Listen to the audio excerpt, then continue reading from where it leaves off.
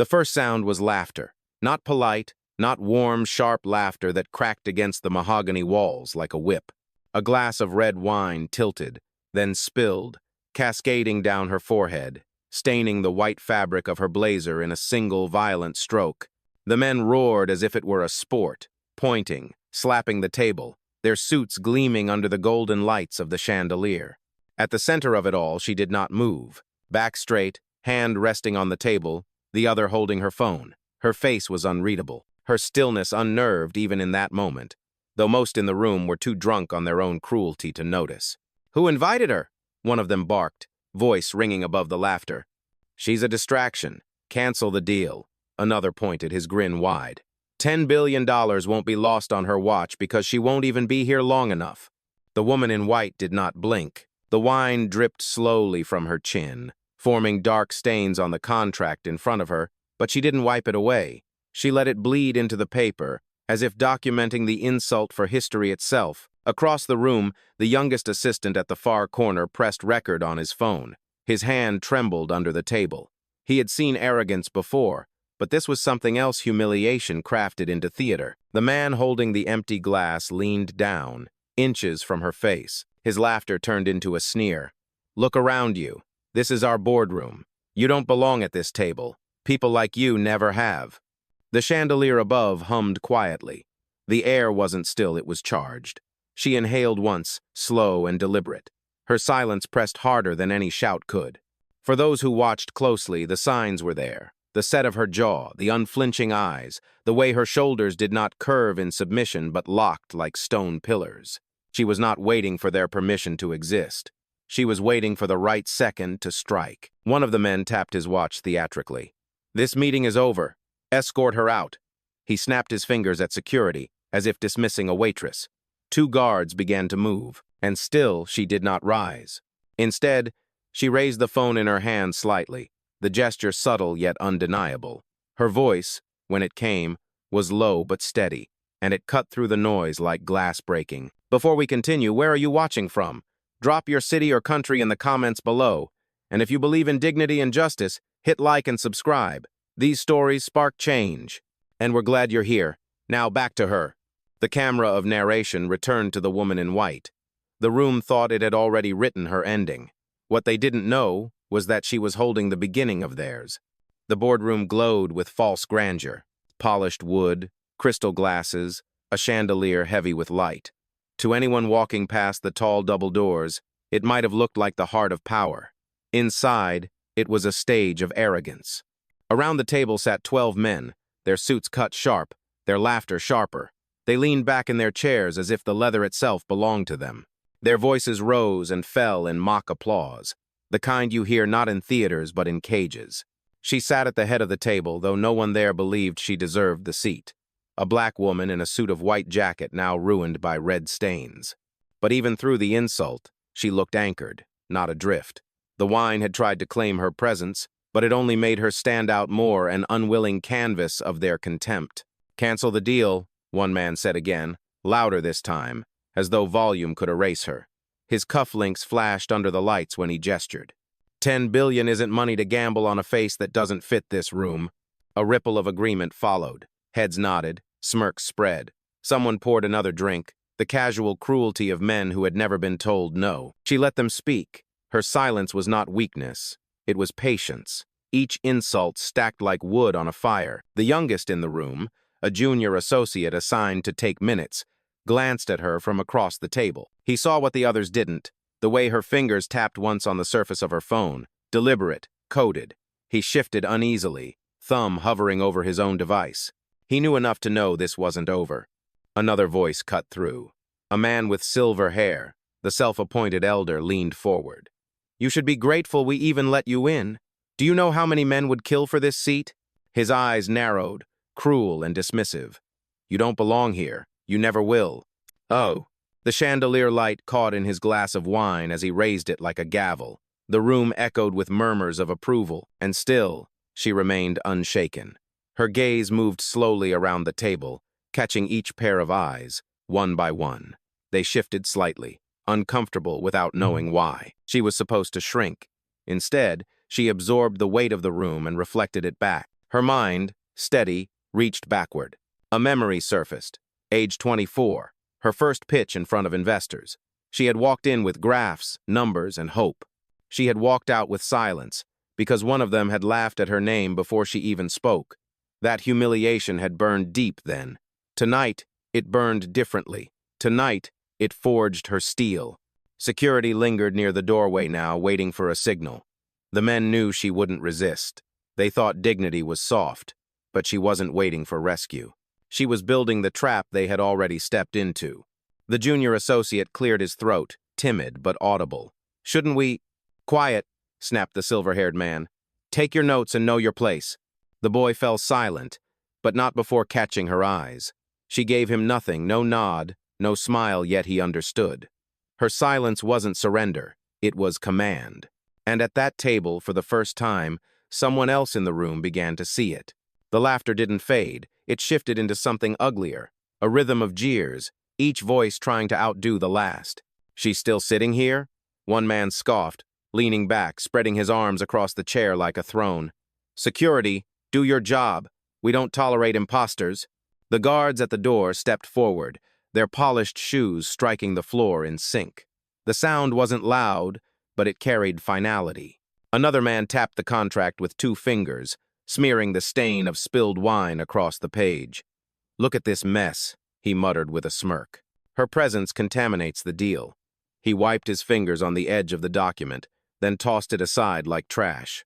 The silver-haired elder raised his glass again, the gesture slow, deliberate. "This is business," he said, voice like gravel, "and business doesn't run on charity cases." He tilted his glass toward her. "You want a seat here? Earn it, or leave it." The table roared again. Chairs creaked as men leaned closer, circling like predators. Through it all, she remained motionless. Only her eyes moved, steady, unflinching, tracing each speaker as if memorizing a ledger of their names. "Do you even hear us?" one demanded, leaning across the table until his tie brushed the stained contract. His breath reeked of wine. "Or is arrogance your only language?" The junior associate's pen froze mid-sentence. His chest tightened as the guards drew nearer. He glanced at her again, half hoping she'd rise, half terrified of what would happen if she didn't. She didn't. She let the tension coil. The chandelier above flickered once, its light catching the red stains on her blazer. For a moment, it looked like armor, not ruin. One of the men chuckled low, cruel. "She thinks silence makes her powerful. It makes her pathetic." He snapped his fingers. "Take her out." "Ugh." The guards stopped at the edge of the table, waiting for her to move. She didn't. Instead, she lifted her phone slightly, tapping the screen once. A faint chime echoed, barely noticeable under the laughter. But it was there. A signal. The silver-haired man scowled. "Enough games. This meeting is not for you." He slammed his palm against the table, the sound cracking like a gunshot. "Leave now, or we'll make you." And still, she did not flinch. Her voice came quiet, steady, and devastatingly clear. "You've mistaken silence for weakness. That's your first mistake." The room paused, caught off guard not by volume, but by certainty. For the first time, the laughter thinned. The silence that followed her words wasn't peaceful. It was the brittle silence of glass under pressure. Everyone heard it. The line that didn't need volume to cut. The junior associate, pen still frozen, glanced around the table. He wasn't the only one unsettled now. 2 of the men shifted in their seats, disguising unease with forced smirks. Another drummed his fingers on the table, faster than before. The laughter had cracked. He looked at her again. She hadn't moved beyond that single sentence. Wine still clung to her blazer, the contract still stained before her, but her posture hadn't faltered. It was as if she had become the anchor of the entire room while the others began to drift. At the far end of the table, a woman, the only other woman in the room, a financial analyst, spoke under her breath. "This isn't right." The words were almost swallowed by the tension, but the junior heard them. His hand clenched tighter around his pen. He wasn't alone. "Don't get soft." The silver-haired elder snapped, turning toward her. "This is business, not feelings." His words cracked, harsher than intended, because he'd felt the shift too. The guards still hovered close, waiting for a nod. Their presence hung like a blade over the table. Then came the sound, a click. Not loud, but clear. The junior associate had tapped his phone's microphone, sliding it closer to his notepad. Red light blinking. He knew the risk, but he also knew silence wasn't neutral. One of the suited men noticed, eyes narrowing. "What are you doing?" The junior's voice wavered, but he forced it out. "Documenting." The word landed heavy. Some scoffed, others frowned, but no one laughed. The analyst straightened, her voice firmer now. "He's right. This isn't procedure, it's humiliation." The elder slammed the table. "Enough!" His face flushed, veins rising in his neck. "Every word you speak undermines us." He pointed directly at the woman. "One more interruption, and you're out." Her jaw tightened, but she didn't retreat. Her silence now was defiance, not fear. The CEO finally moved just slightly. She turned her head, eyes meeting the juniors, then the analysts. For the first time since the wine had spilled, she gave them something. The faintest nod, a signal, recognition. The chandelier hummed again, its crystals trembling as if even the light knew something had shifted. Another man scoffed loudly, desperate to reclaim the room. "You think you've got allies now? Two voices don't change the board." He leaned back, laughing hollowly. "Security remove her before this circus spreads." Oh. But the circus had already spread. The red light on the junior's phone glowed, silent but damning. The analyst's eyes burned with quiet conviction. And the CEO, blazer ruined but presence untouchable, sat in the middle of it all. The men thought the spectacle was theirs. They hadn't realized the witnesses had already begun recording history. The elder's fist still rested on the table, knuckles pale against the wood. His words hung in the air like smoke, final, choking, meant to end the debate. But the room didn't settle. It quivered. One of the younger executives seized the silence and pressed forward. "You've wasted enough time," he spat, flipping through the stained contract as if it were contaminated. "This deal is for leaders, not outsiders." He didn't finish the word, but the sneer on his lips carried the weight of every insult it implied. Across the table, another man added fuel. "She's here on false pretenses. Look at her, she doesn't belong in this room, let alone at this table. This is a mockery of the process." His voice climbed, and with it, his desperation.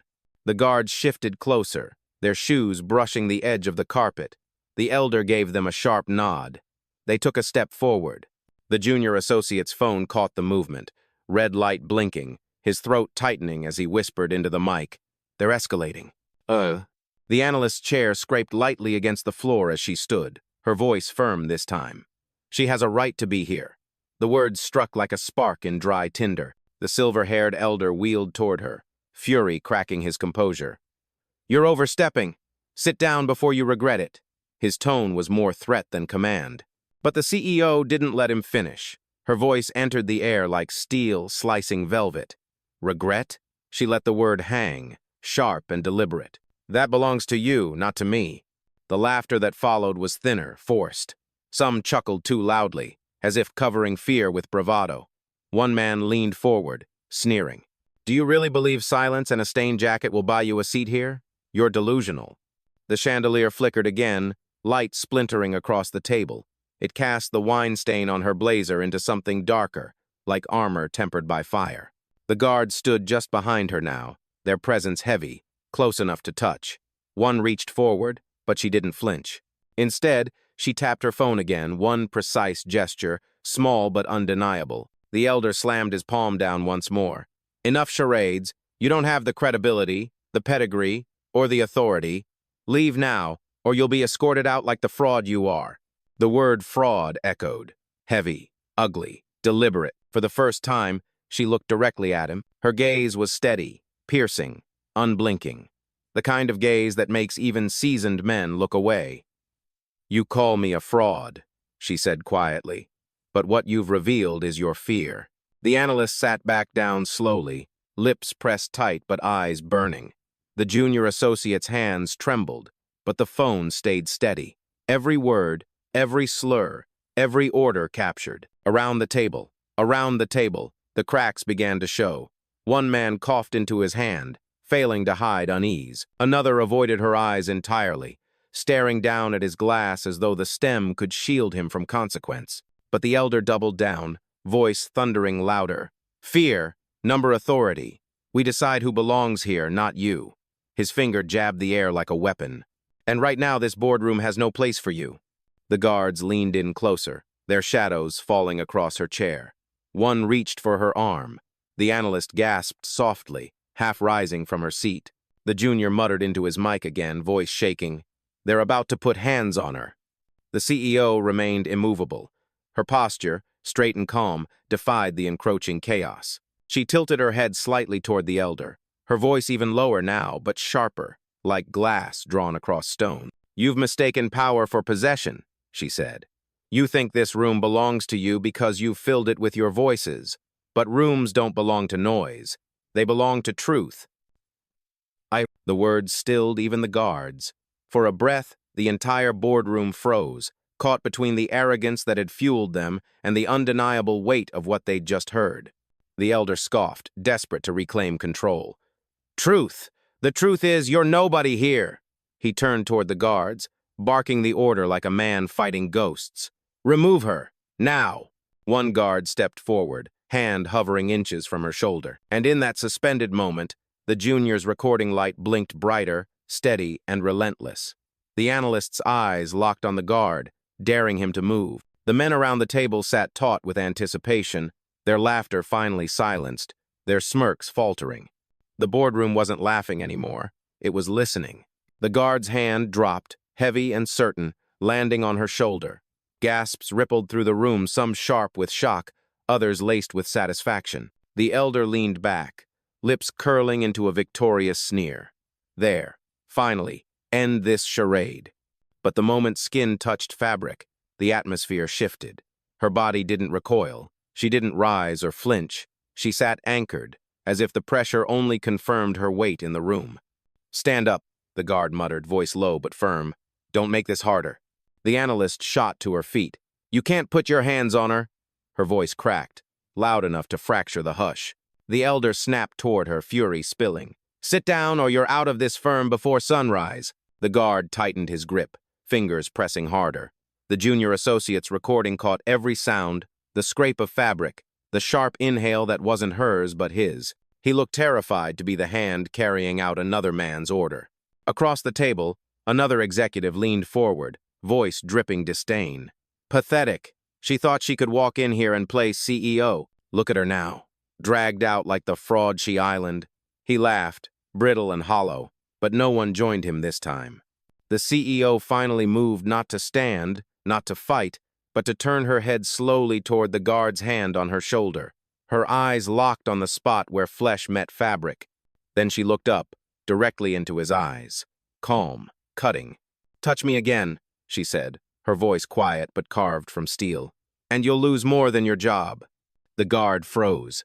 The weight of her words pressed harder than his grip ever could.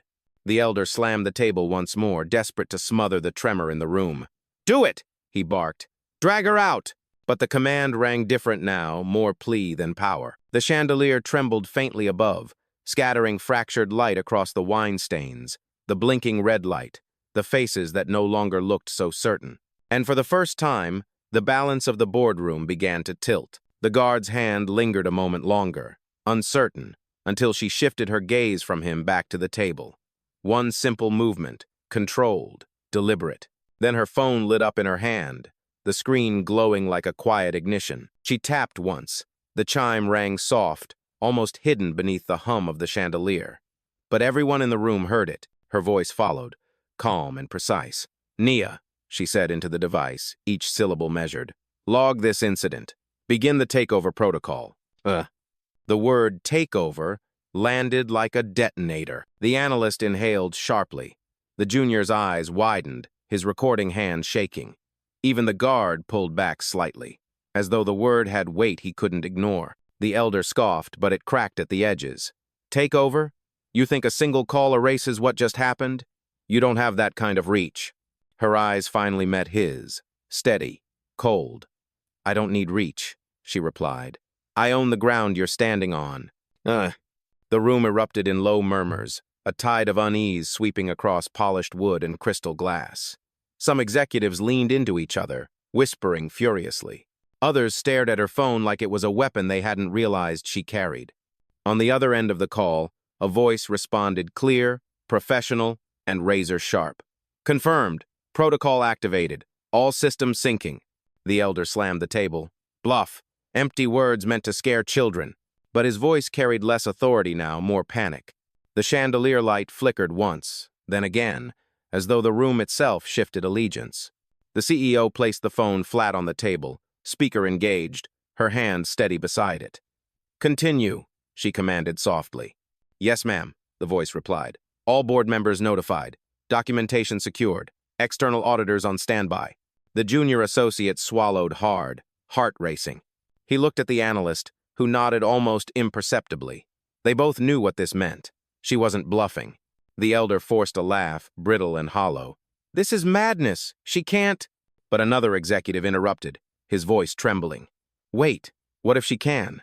All eyes turned back to her.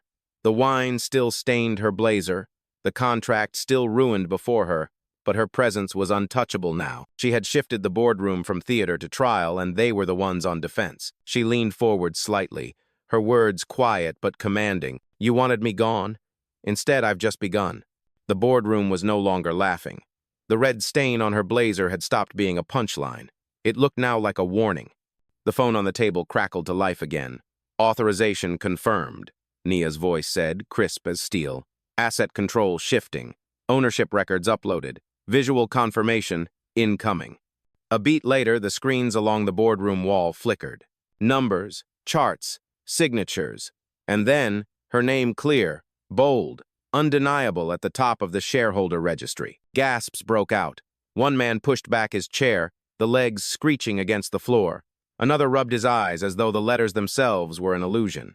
The analyst didn't move. She just watched the men unravel. The elder's face drained of color, but he forced his voice up, shaking. "Forgery. This is staged." The CEO finally rose. Slow, deliberate, as though the act itself declared ownership of the room. The wine stains on her blazer caught the light, a crimson banner across white fabric. "You called me a fraud," she said, her voice steady, every word slicing. "In a boardroom I own." The junior associate's pen clattered to the floor. He forgot to pick it up. His phone kept recording, the red light steady as a heartbeat. She stepped toward the head of the table, no longer a guest in their theater, but the author of the stage itself. "For years," she continued, "you've laughed at silence, mistook patience for weakness. Tonight you learn the cost of underestimation." The elder opened his mouth, but nothing came. Around him, the others shifted, faces pale, bravado stripped bare. The CEO placed her hand on the ruined contract, pressing it flat against the table. "This deal doesn't fall apart because of me. It ends because of you." And in that moment, the power in the room shifted fully, irreversibly. The silence cracked first in their eyes. The smirks had vanished, replaced by darting glances and the twitch of fingers against crystal glasses. Power was no longer theirs. It was leaking out of them like water through cracked stone. The silver-haired elder tried to rise, but his chair betrayed him, tipping slightly as he gripped the table for balance. The room saw his stumble, and with it, the collapse of his authority. This can't be binding," one man stammered, fumbling with the papers before him. She doesn't." His words dissolved into a tremor. Another executive pushed his chair back too fast, the screech of wood on marble louder than his broken voice. We didn't know." He looked at her with wide, desperate eyes, as if confession could buy him mercy. The analyst stayed seated, her face calm but her gaze sharp. She didn't need to speak. The truth was already alive in the room. The junior associate whispered into his phone, not for her but for the record. "They're panicking. Every word is fear now." The elder slammed his palm once more, but the sound rang hollow, stripped of power. "You can't just walk in here and—" He stopped. Even he knew the sentence was dead before it landed. She stood at the head of the table, blazer ruined, presence radiant. Her silence stretched, and in it, the men broke further. One clutched his tie, pulling at it as though the room had lost air. Another tapped his watch repeatedly, like time itself could undo what had been revealed. The guard who had touched her shoulder earlier now stood frozen, eyes darting between her and the elder, unsure whom he served anymore. His hand twitched once, then fell to his side, useless.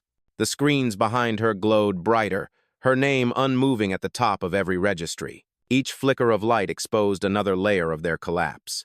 The CEO spoke at last, her tone measured, almost soft, but it cut sharper than before.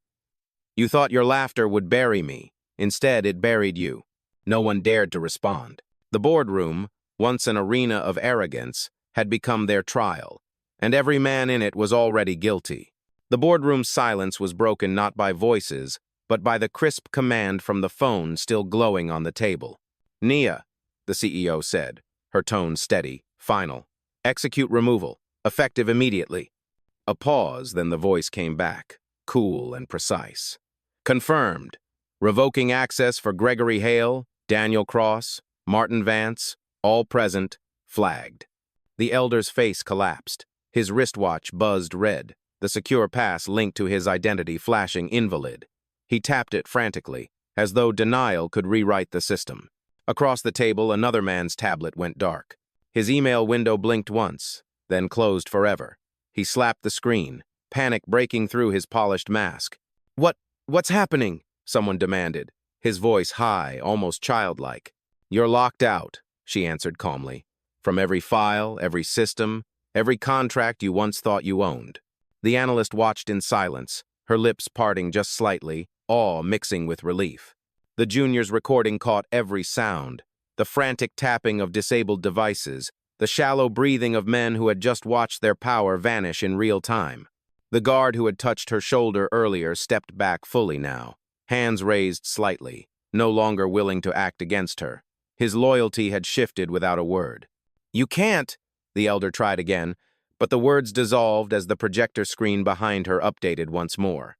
Accounts revoked, seats terminated, legal review pending.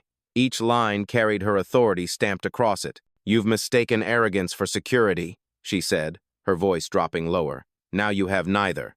One by one, their digital lifelines snapped shut. Emails gone, access badges disabled, contracts voided. The wine stain across her blazer looked less like humiliation now, and more like the mark of judgment delivered. And in the charged silence that followed, the boardroom wasn't theirs anymore. It was hers, entirely. The room smelled of spilled wine and panic. What had begun as laughter was now heavy breathing, shifting chairs, the scrape of powerless hands on powerless devices. She stood at the head of the table, blazer ruined but posture untouched, her silence commanding every inch of the room. "You wanted me silent," she said at last, voice carrying like a blade through velvet. "You wanted me erased. But silence is not submission. Silence is strategy. And tonight, it spoke louder than all of you combined." Her words struck harder than the system alerts still flashing across their screens. The analyst's eyes gleamed with quiet vindication. The junior, phone still recording, looked at her as though he was seeing not just a CEO, but the very proof that dignity could win without shouting. "You measured me against your arrogance," she continued, pacing slowly down the length of the table. "But arrogance isn't power. Power is patience. Power is truth. And power," she paused, letting her gaze cut into the elder, "is knowing exactly when to act." The elder's face was ash. He looked smaller than the chair he sat in, his authority shredded, his voice gone. She stopped at the ruined contract, the paper stiff with dried wine.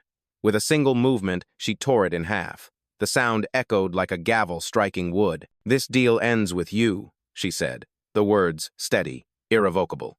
For a heartbeat, no one moved. Then the analyst rose, slow but certain, and whispered, "Justice."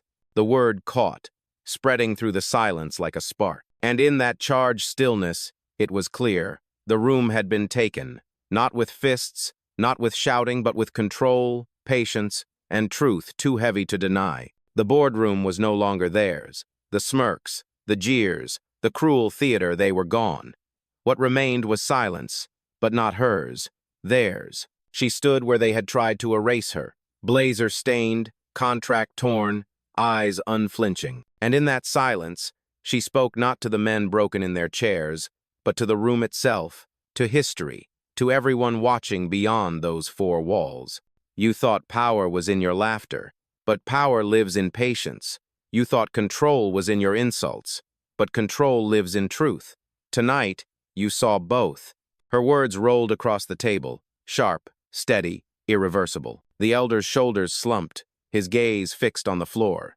The guard who once held her shoulder now stood behind her, no longer a threat but a witness. The analyst remained upright, her presence a quiet echo of solidarity.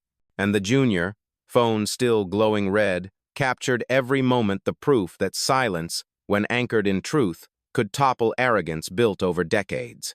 She lifted the torn contract once more, letting the shredded halves fall to the polished wood. The sound was soft, but final. "This," she said, "is the cost of underestimation." The chandelier above hummed faintly, its light catching her ruined blazer and turning the stains into something almost ceremonial marks, not of shame, but of battle survived. She turned then, not waiting for a reply, not needing one. Each step toward the door sounded heavier than the laughter that had tried to drown her. And when the doors opened, the hallway outside seemed brighter, charged, waiting. The analyst whispered after her, just loud enough for the junior's mic to catch. She didn't just win, she changed the room forever. The camera of narration followed her into that hallway, leaving behind the fragments of a boardroom undone by its own arrogance. Voiceover, steady, direct. "Before you leave, tell us where are you watching from. Drop your city or country in the comments. And if you believe silence can be strategy and dignity is the sharpest weapon, hit like and subscribe." These stories don't just entertain. They remind us that justice can arrive quietly, but when it does, it's undeniable. The door closed behind her. The men inside were finished. And she, the woman they tried to erase, had just written their ending.